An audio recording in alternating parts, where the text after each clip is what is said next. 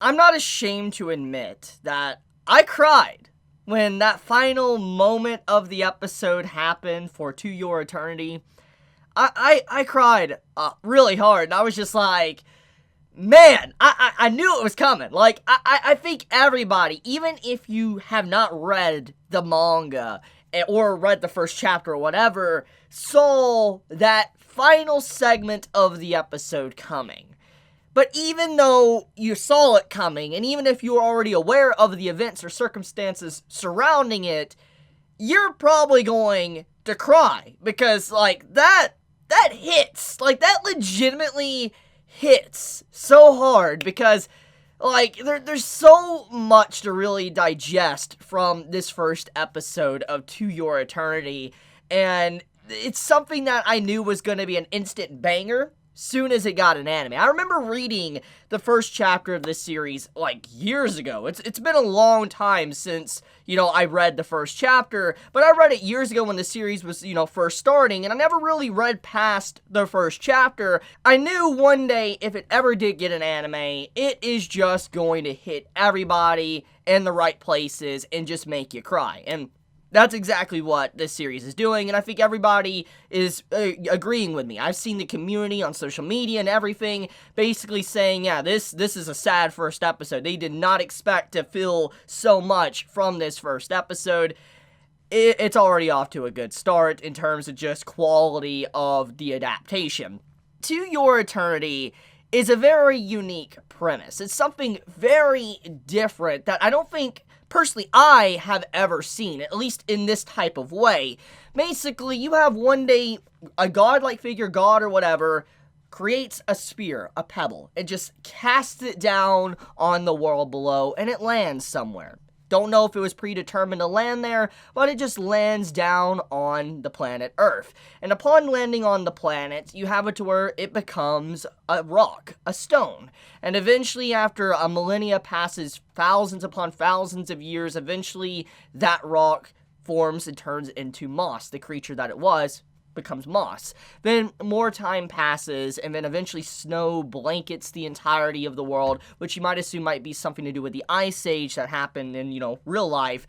And you see this wolf walk towards where the moss on the stone was. And as it lays down to die, the creature that is the moss transforms into a perfect replica of the injured wolf. And upon doing so, this was the first time the creature ever gained sentience, or, a consciousness, able to feel pain, etc. It was the first time it ever experienced any form of hardships in its entire life. And basically, upon becoming this wolf, it ventured on randomly and it found where it used to be, which was with its owner, this boy that has been by himself for a very, very long time. In the entirety of this sequence, it's interesting. It's a different type of storytelling because technically, even though we are following the wolf, we're following, this being that was casted down by God itself. We are getting really attached to the boy that we meet in the episode. We get to see everything that how he feels about a situation, and it doesn't really feel out of place when it comes to the exposition either because of just how it's conveyed to the audience. Because let's be honest here, if you have a pet, a cat, a dog, whatever, let's be honest, you probably have talked to your animal. You probably will sit there by yourself in your room. I know I do it to Casca, my dog, and I sit there and I'll just talk to her, even though she obviously doesn't respond to me like, how a human would. I still talk to her. And when you see the boy talking with his dog, his companion, the only one that he really has in his life at the moment, it's interesting and relatable of how exposition is conveyed to the audience through that means. But on top of that as well, you have it to where the boy is kind of giving himself a pep talk constantly throughout the episode. He's, kind of giving himself, like, confidence. Like, yeah, we can do this. Yeah, they're far out there. There's fruits, there's vegetables, there's grass, there's, it's paradise where, our family and everyone went. It's going to be great over there. And he's constantly pep talking himself throughout the episode, talking to his dog that never responds. And throughout the entire journey, this long journey, trying to venture to a potential paradise, he realizes that there might not be one. And if there is, he had to cut his journey short because he got injured along the way.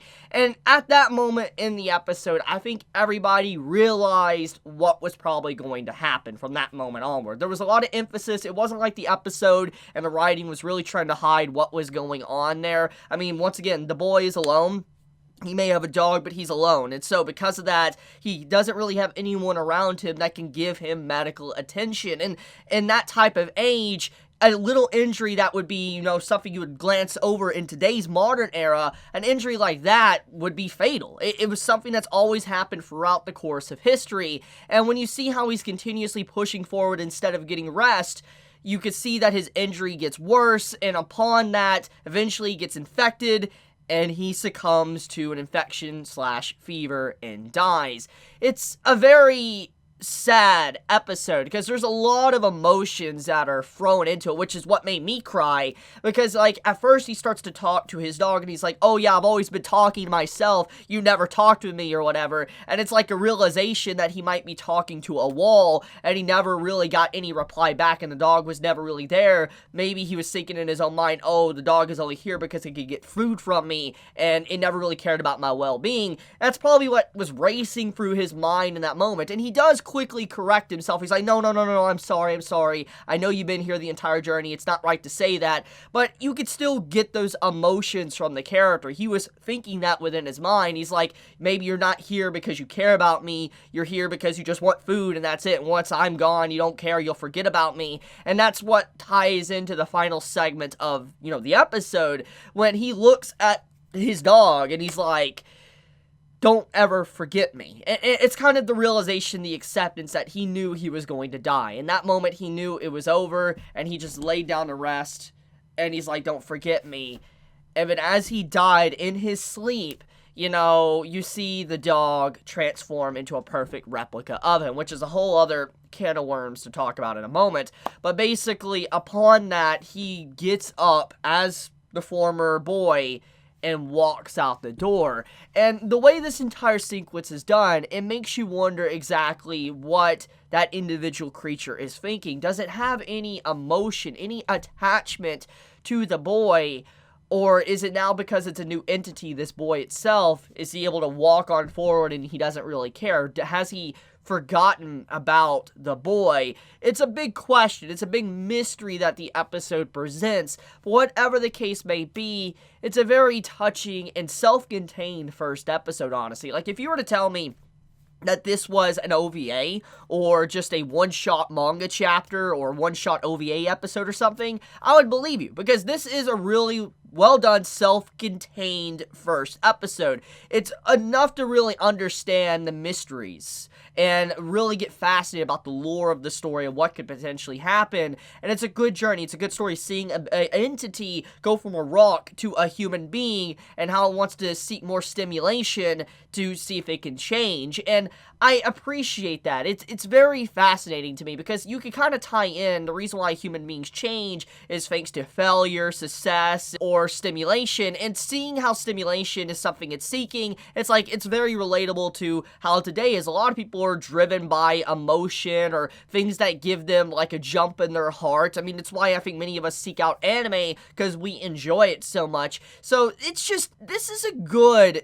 first episode. It gets everything across what it needs to get across. It tells a perfect self-contained story, and you can really see now that this is just the beginning. There's so much that can happen now that this creature has become a human, which that is what I want to talk about. Now, at this point forward, I don't know what's going to happen because, like I said, I only read the first chapter, and the first chapter was basically this entire first episode. So I don't know what's gonna happen, but if I had to assume, it's the creature figuring out its origin, wondering about where it came from, how it started, what is it really? There's a lot of mysteries it's going to wonder about itself since now it has a human mind. And I do wonder if it's going to come into play if he feels like he has stolen the identity of the boy itself, and that the boy, if people do remember the boy, if he meets someone else out there that is his family, he's technically not really the boy anymore, and they might not remember the boy for who he really is, but they'll just remember the dog version of him. And it's very sad. It's a very sad way to present everything. And I can't wait for more. I mean, I cried so hard, and I hope I am not the only one that cried as hard as I did while watching this episode. I really hope I'm not alone there, but oh man, this is good. This is a really good series. I need more. I need more in my life. But I'm going to leave it at that, though. Tell me your thoughts. How do you guys feel about this first episode of To Your Eternity? Did you enjoy it? Did you cry? Are you going to keep watching? I'm curious. Just let me know your thoughts overall, how you felt about it in the comments below. But on top of that as well, if you enjoy my content, please subscribe. If you got this video, please leave a like. It does help me out a lot when you leave a like. It allows the video to get noticed. It helps with the algorithm. And if you hit the bell icon too, it also helps a lot. So with that, guys, you have a wonderful day or night wherever you live. Please be safe. Stay healthy. Chibi out.